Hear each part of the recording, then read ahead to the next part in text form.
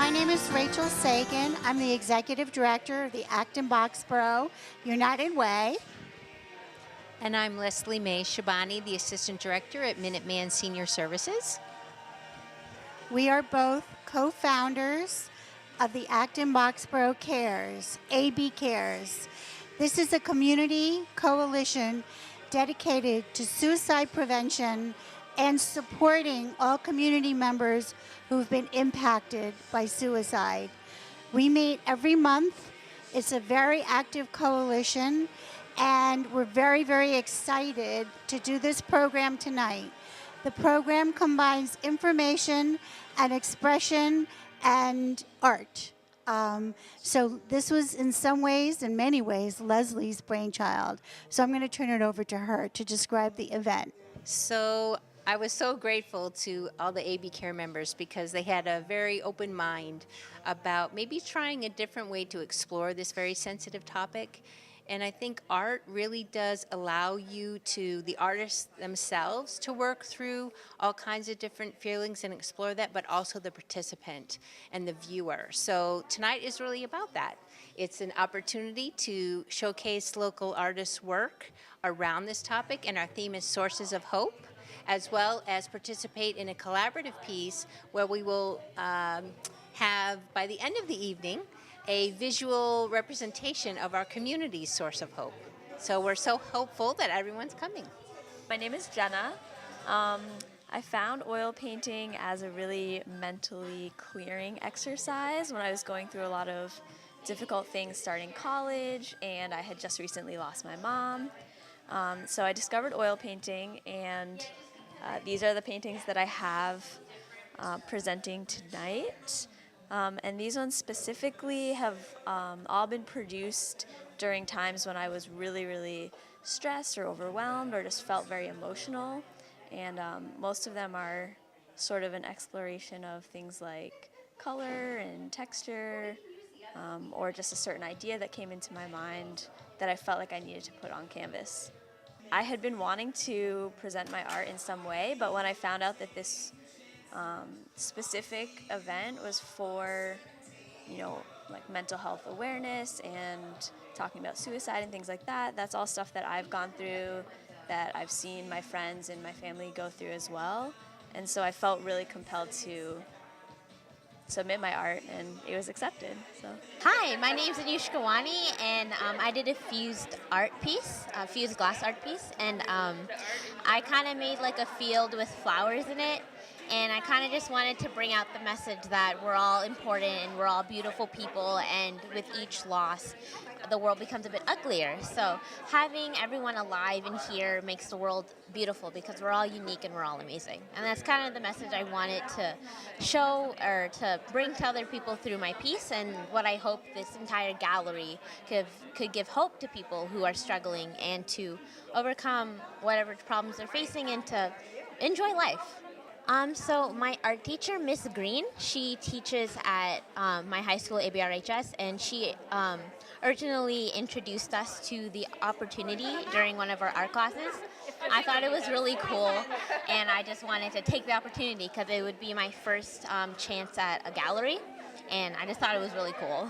I am Katie Gorska, and I am here from Danny's Place Youth Services. And Danny's Place Youth Services is part of the AB Cares Coalition, along with a bunch of other awesome organizations around town. Danny's Place has helped with this particular event in the gathering of artwork and soliciting artwork from the community. AB Cares, and especially Danny's Place, really feel that art is such a powerful mode of communication and expression. And by expressing the feelings and thoughts that are coming up around some of the stuff that's been happening around town and in everyone's lives, it's a way of connecting and not feeling alone. Hi, I'm Kayla Silbert, and I'm in 10th grade at Acton-Boxborough Regional High School. I took a photography course last year for school, and I took this photo for my photography class, and it's of my friend, and it represents reaching out when you don't have hope. Hello, everyone. Thank you so much for coming to this amazing community program. My name is Rachel Sagan, and I'm the Executive Director of the Acton-Boxborough United Way. We're the community organization that works on the human service needs of the lifespan of people who live in these towns, from a crisis for a teenager suffering with anxiety to long-term care for a senior. We're extremely proud to be part of the coalition that we call AB Cares. AB Cares is a community coalition dedicated to suicide prevention and also supporting people who have been touched by suicide. And it's truly a collaborative effort, and we are the sponsors of this event tonight. So if the AB Cares people could raise their hands, our list of who everyone is here, this is truly our collaborative effort tonight. There's a lot of material on the subject in the back of the room that we hope you will take with you, as well as information about AB Cares. We're so pleased about this program because it's a little different. We've done trainings, we've done information. This is experiential. And our theme tonight is Sources of Hope Across the Lifespan. Our presentation is going to offer information from experts and personal stories related to mental health and suicide. We're offering several ways for the community to engage with this topic tonight. One is through art. We're thrilled to have the incredibly beautiful and very moving art here tonight. And I just want to say thank you so much to the artists who have shared with us both their inspiration, their artistic talents, and their sources of hope. So thank you so much.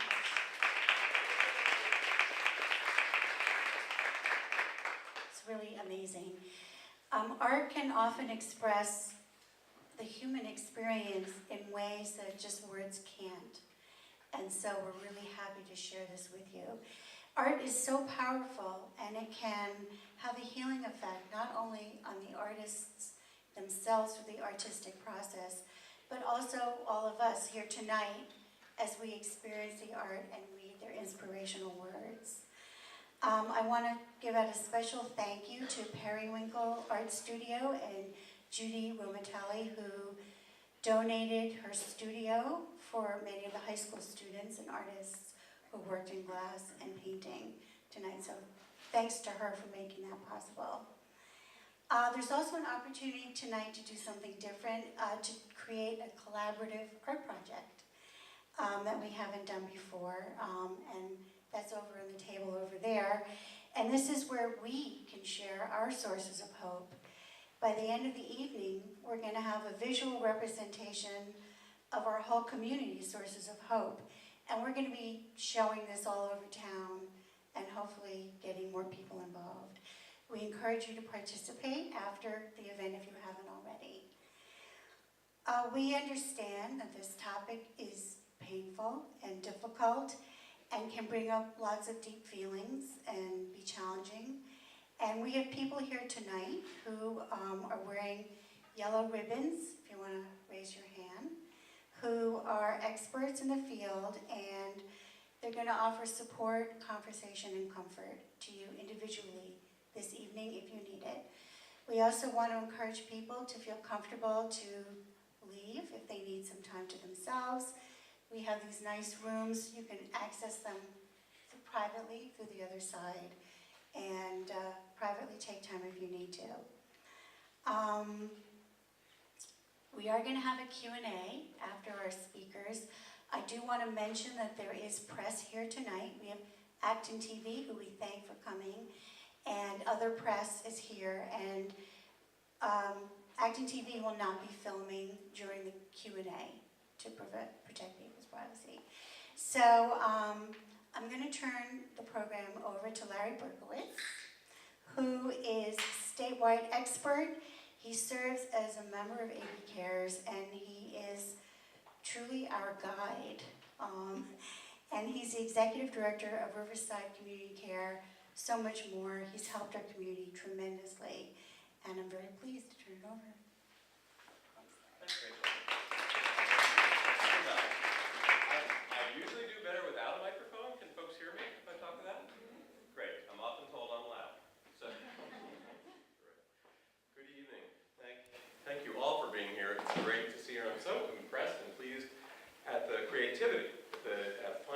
different way to talk about a conversation that we often have that's often difficult. And we all know that there's more than one way to really express ourselves and access information, so this is really what I thought was just a wonderful idea for another way, other than just talking with people. Although, as I was thinking about, so I've been invited to talk with you about issues like suicide and how do we deal with suicide as a community, how do we turn things around, and I was thinking about what are the pieces of information that would be useful or helpful.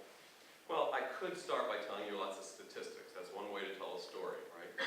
We've seen some personal stories and read them, we'll hear some. And statistics are one way of providing information and stories. So we know that, for example, there are almost 45,000 suicides annually in the United States. As of the last year we had statistics, which was 2015. It's a lot of people. We assume those statistics are probably reported by about a third. And for every death there is by suicide, there are probably several attempts and people who are struggling. Research has shown us actually that somewhere on the order of 10 million people a year have thoughts of suicide. And fortunately don't act on those thoughts. 10 million people. So in some ways that tells us it's not so unusual, really, to have thought about it. But what we need to think about together is what gets people to think about that. If we're thinking about how do we prevent and how do we help, how do we shift the narrative around suicide, help people shift some of those thoughts, have thoughts of hope and healing rather than just thoughts of ending their lives. Massachusetts, last year we had statistics, we had 631 suicide deaths in our state. We actually have one of the lowest suicide rates in the country. Probably a whole bunch of reasons for that. Any thoughts, guesses why that might be? Any thoughts? Not as many guns. We have, right, much lower gun ownership rate than other parts of the country. And you're right, states that have high gun ownership rates tend to have higher rates of suicide. That's a statistic, that's not a political statement about that. Any other thoughts or guesses about it? Access to mental health care? Yeah, good access to care, a lot of care, although probably most communities and schools and other places would tell you we need more. But yeah, we probably have a fair amount of resources, right? Easier access to it, yeah. Any other thoughts? I don't know all the answers, I'm curious on that one. Yeah, I think those are right. And probably we've historically had good access for healthcare too. People have had more coverage in healthcare. Suicide is the 10th leading cause of death in the United States. And sadly, as you've seen in the news over the last few months, it's a rate that's been rising over the last 10 years. Every other major cause of death in the United States has been decreasing. Cardiovascular disease, car accidents, cancer rates, and suicide rates have been increasing. We've got work to do. We have a lot of work to do.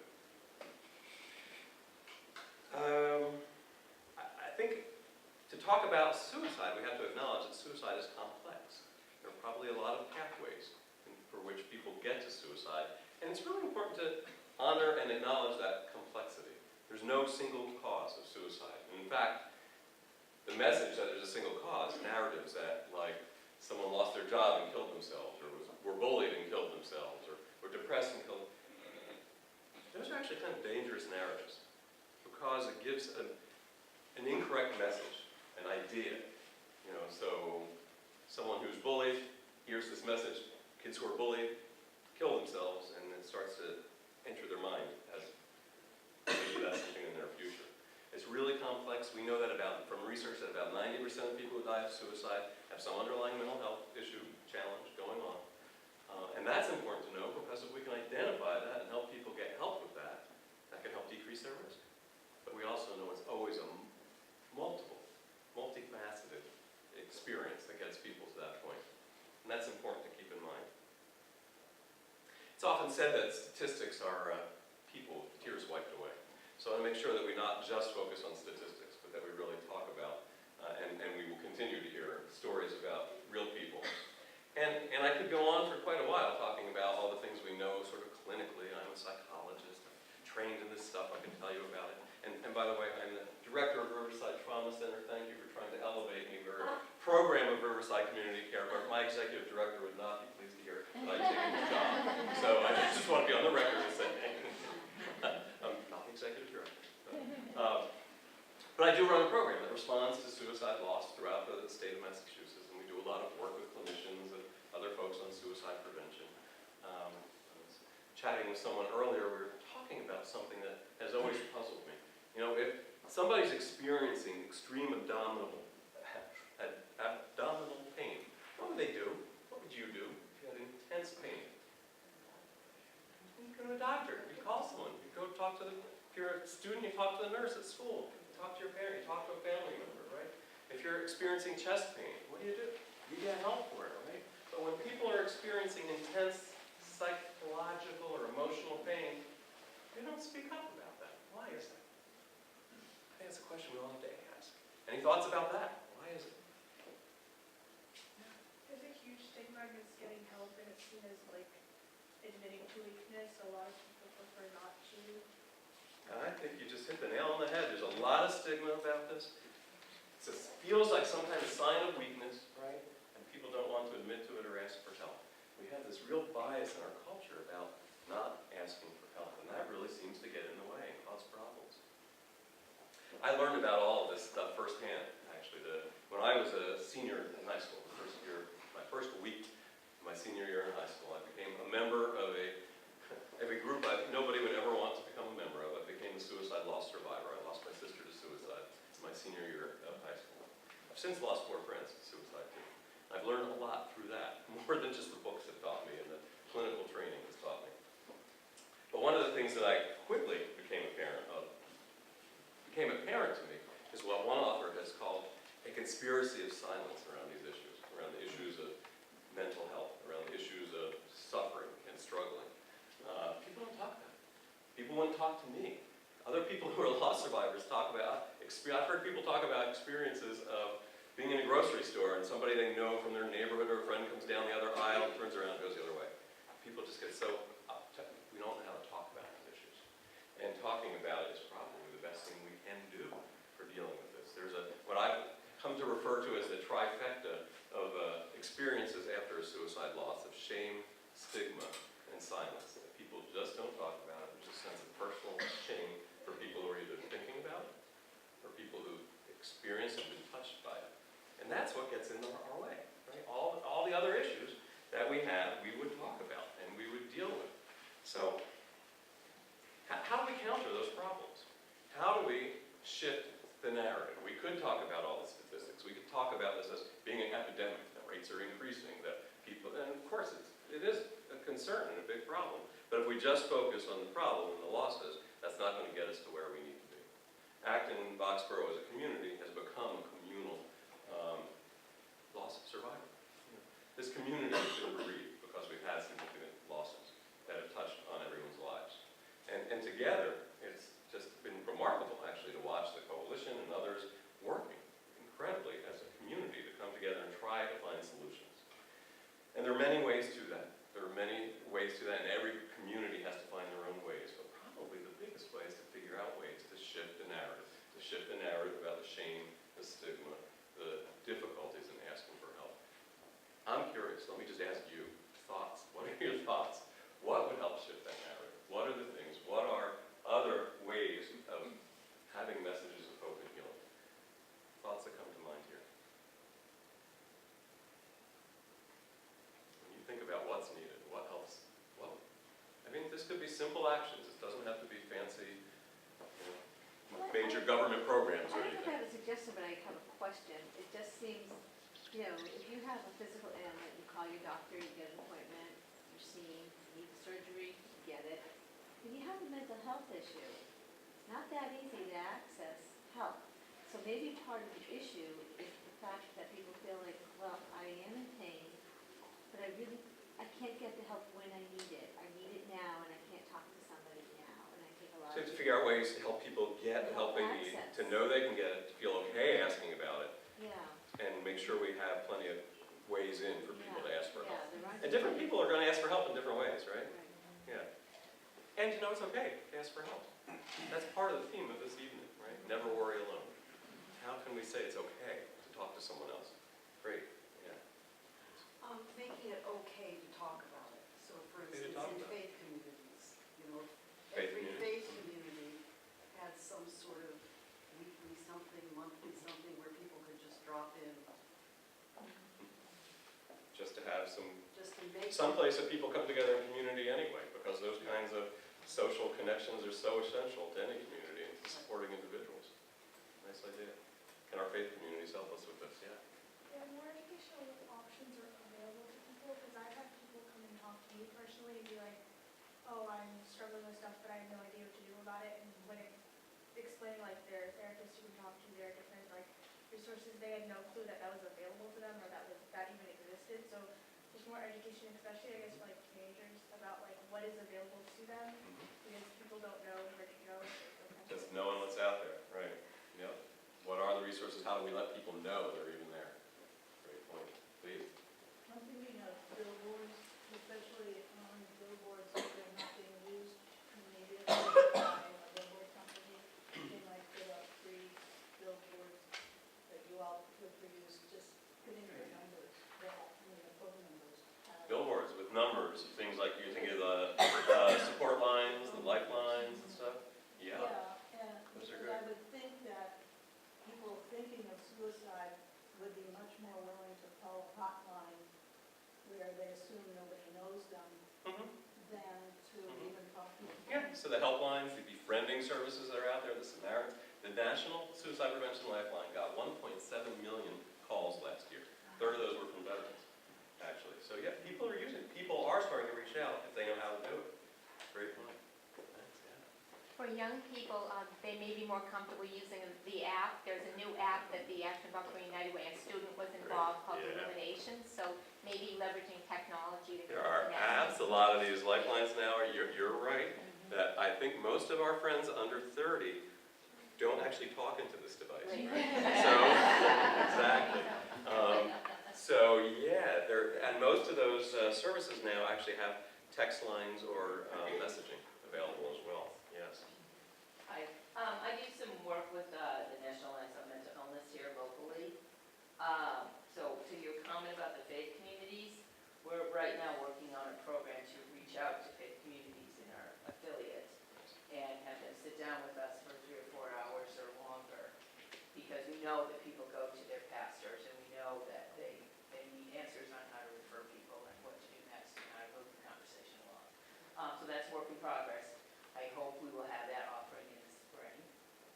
Nice. Secondly, I don't want to take over your whole party here, but secondly, I think one thing that we have to recognize is that mental illness is actually a disease of the young. We think of it as the old scary guy on the street or whatever, but 3/4 of mental illness, serious mental illness, appears before age 24. So these are our kids in our schools. That's, 1 in 25 out of your graduating class is going to have a serious mental illness. So I think if we very much, and I know Acton is working on this, start teaching our young people, I feel that's very important. So everyone needs to know, our young folks need to know, and you know what, we need to have role models about this stuff. If nobody's talking about it, and nobody is messaging that it's okay to talk about it, how do we start from the youngest ages knowing it's okay to talk about it? We need more people like Michael Phelps, who's one of the greatest Olympians in the world, right?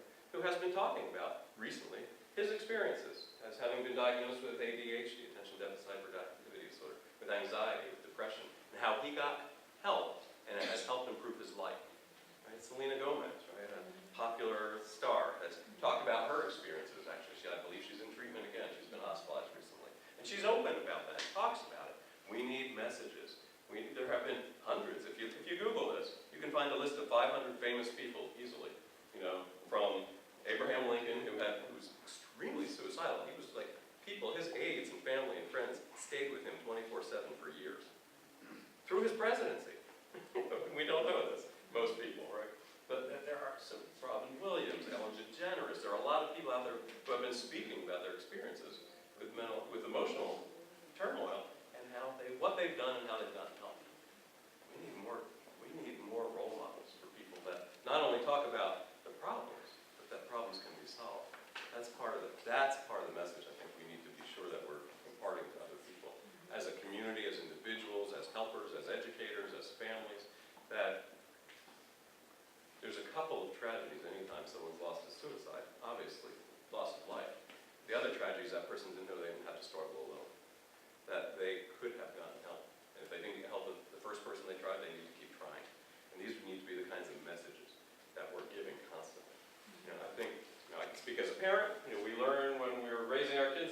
things we need to talk about with our kids.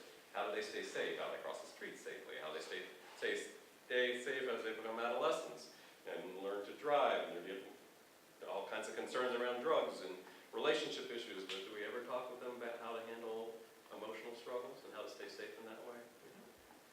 We need to be talking about that at all levels. So I could talk for hours on this stuff. Do we have till 10? We've got some other folks here who've got some important things to say, and then I think we'll have some time for questions afterwards.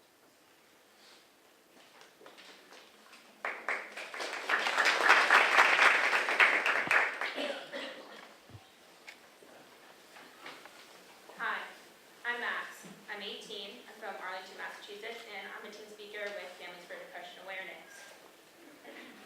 I'm telling my story because, like many of you, I've also lost someone to suicide. She didn't think she had anyone who cared enough about her to get her help, so she struggled alone until she ended up taking her own life. I too have struggled with depression and have also tried to take my own life, and I don't want anyone to feel like that, and I want others struggling to know that they aren't alone and that help is available when they reach out and ask for it. I was 13 when I first noticed the signs of depression in myself. Those signs looked like constant mental and physical exhaustion, oversleeping, over and under eating, feeling empty, and just not finding joy in really anything. When I started noticing these signs, I decided to take a series of online quizzes to see if I was depressed. They all said that I had severe depression, but I shouldn't take it as a professional diagnosis. So next, I decided to go to my mom and tell her. When I did, I said, "Mom, I think I have depression. I think I need help." She looked me in the eye and she said, "I've known for a long time. I've needed you to know and needed you to want to get help." So I went to my pediatrician where they had me take a series of surveys. And the result of these surveys said that I had severe depression and anxiety. After that, I got into treatment, and my treatment was going to therapy and going to see a psychiatrist. However, when I first started therapy, I went through multiple therapists because I didn't find one that I connected with or felt comfortable talking to. It's important to know that not every therapist and psychiatrist is a fit for every single person. You have to find one that you can connect with. Otherwise, your treatment will suffer. I, for a long time, did not commit to treatment. I didn't talk. I basically just stared at a wall and waited for the hour to be over, thinking that's all I had to do. And because of that, while I was in treatment, I ended up trying to take my own life several times. After the third time, after my third hospitalization, I realized that I needed to put in work and start talking and participating in my treatment to get the help and the results that I needed. Once I finally started talking, I started to feel so much better and like I wasn't alone and that this weight was lifted off my shoulders and that it was okay to talk about things. It was hard for me to get help. So how I recommend someone ask for help is to go to a trusted adult.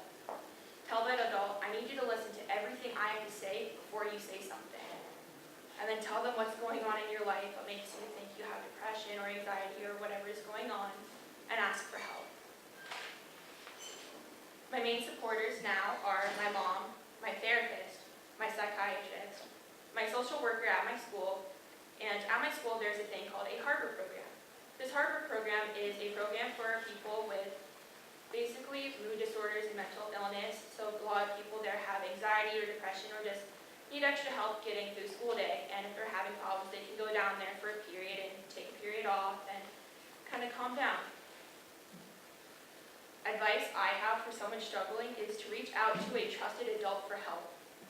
You don't have to struggle alone, and help is available when you are ready and want to and want it. Advice I have for a friend of someone struggling is be open to what they have to say. Don't be quick to judge or assume that they want attention or that something is going on in life and they don't actually have depression. Make sure to listen to them very thoroughly and don't let them push you away. I ruined a lot of my relationships when I had depression because I pushed people away because I already felt alone and then I actually really made myself alone. Now, I want you all to close your eyes for a moment. And as you close your eyes, I want you to picture your trusted adult or the person that you would go to for help.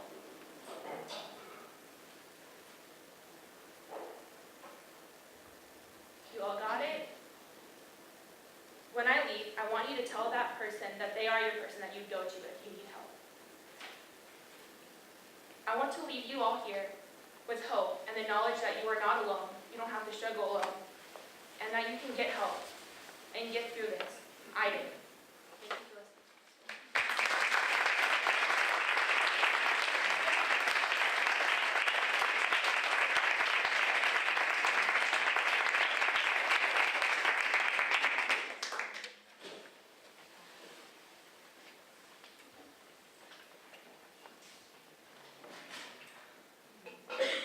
So,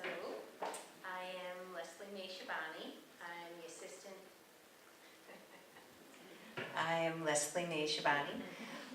The Assistant Director at Minuteman Senior Services. And I'm going to share a story that has stayed with me for a long time. And I may, I'm already losing it. I was care manager when I first started working with the ASAPs, the Aging Service Access Points. And this is an encounter with my very first consumer, senior. And I always she stayed with me, always. And some people are like that, right? In your life, they move you, they're profound encounters. And I've always taken the perspective that when you are in a place, in someone's space, their vulnerable space, that it's a real privilege space, and that you need to respect that. And that if they're going to open themselves, if they're going to open themselves and trust you with those vulnerabilities, it's so important to be present. And I absolutely learned this from day one by talking with this person. I'm sorry, I just have to get myself together. So I'm going to use a different name for this elder, this woman, for today's purposes. So in my role as a care manager, I met a woman in her mid-70s. She was living alone in a one-bedroom apartment, and I'm calling her Marion for tonight. Her husband had died a few years before, and they'd shared many adventures together. They were kind of enjoying each other's company. They were companions. They were each other's confidant. But now he was gone. And Marion didn't have any children or friends nearby that could look in on her. She had to sell her house, and she had moved to senior housing, so an apartment in senior housing. And she had recently lost her sight. So she was in an unfamiliar space with massive physical health loss, right? And she's in an unfamiliar community by herself.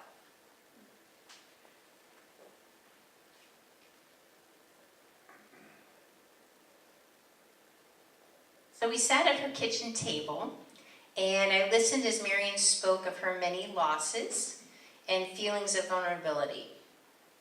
She spoke of how lonely she was, how she didn't see anyone all day, and sometimes, for several days on end, she didn't see anyone, not one human face. She couldn't even do for herself the most basic things because of eyesight, and she felt useless.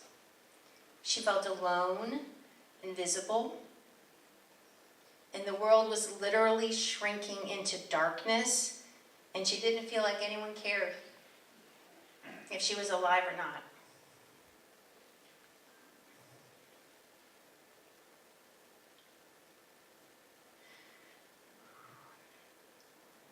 So as I listened and asked questions, which is really important, she shared how she was an attempt survivor, but felt worse off because when she woke up, no one noticed. There was no ambulance, there was no doctor, nothing happened. Nothing changed.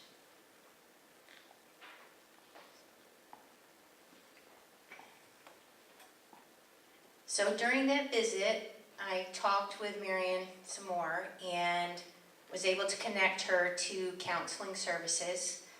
We set up an appointment with the Mass Commission for the Blind to come to her apartment and help her to learn more ways to be independent and self-sufficient. We set up Meals on Wheels, so she had at least one hot meal every day. She also had a daily safety check, and she had someone to socialize with on a daily basis who soon became a trusted friend, that volunteer. Her service plan included a homemaker to help her with groceries, laundry, and someone to visit weekly.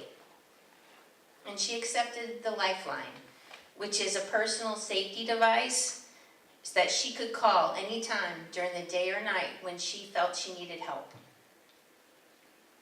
And as her care manager, I called and visited her at her apartment, and over time, and it was over time, she worked through her feelings of loss, at least some of them.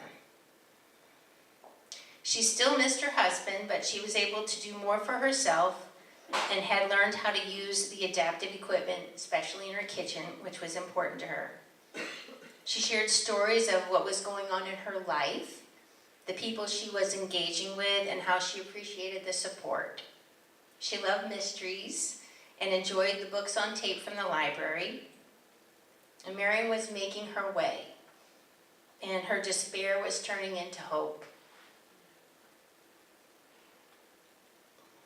Kind of hope for what the day would bring and what her part would be in that day.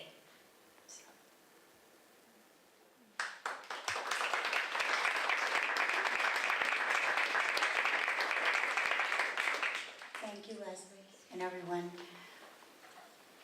Since you cried, I don't have to.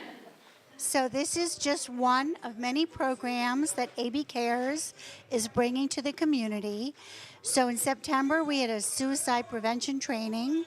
We have tonight Sources of Hope.